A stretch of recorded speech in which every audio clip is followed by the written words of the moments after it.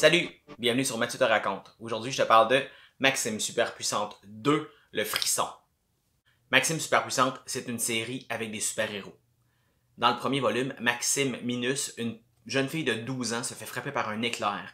Elle n'est pas blessée, elle n'est pas malade, tout va bien, elle a obtenu des super-pouvoirs.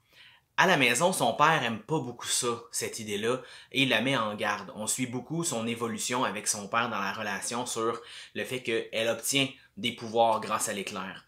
D'un autre côté, la même journée où elle commence à avoir des pouvoirs, un nouveau super méchant, un scélérat, arrive en ville. Il s'appelle Casque d'Argent et il contrôle des immenses robots dangereux.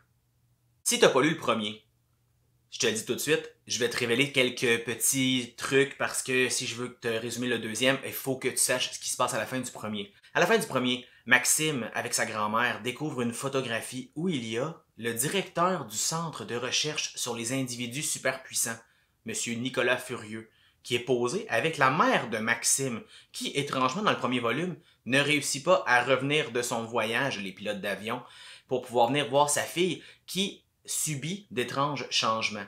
Sur la photo, il y a aussi le nouveau prof de piano de son meilleur ami, Amael, qui s'appelle Monsieur Paul. Comme Maxime apprend ces choses, le téléphone sonne, c'est le père de Maxime qui répond. Le meilleur ami de Maxime est disparu.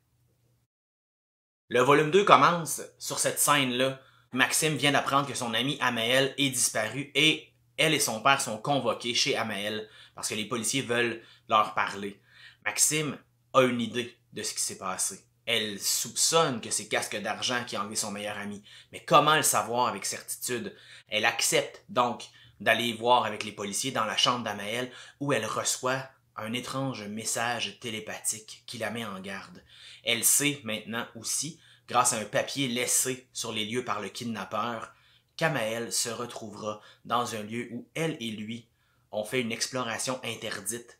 Étrangement, personne ne sait où ils sont allés. Personne ou presque. C'est comme ça que commence le deuxième volume qui s'appelle Le Frisson.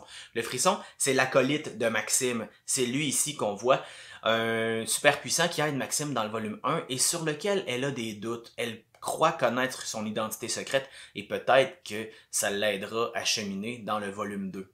C'est rempli d'action. C'est rempli de super pouvoirs étranges. On va rencontrer de nouveaux super puissants, de nouveaux scélérats.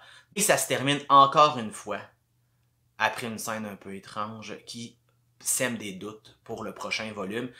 J'ai terminé de l'écrire dernièrement, donc je le corrige et je l'envoie à mon éditeur bientôt. Donc il est prévu pour l'automne prochain. Si jamais tu as envie de découvrir l'univers de Maxime Superpuissante, je t'invite à consulter les autres vidéos que j'ai faites pour te mettre l'eau à la bouche. Bonne lecture! N'hésite pas à t'abonner à ma chaîne pour en apprendre plus sur mes romans.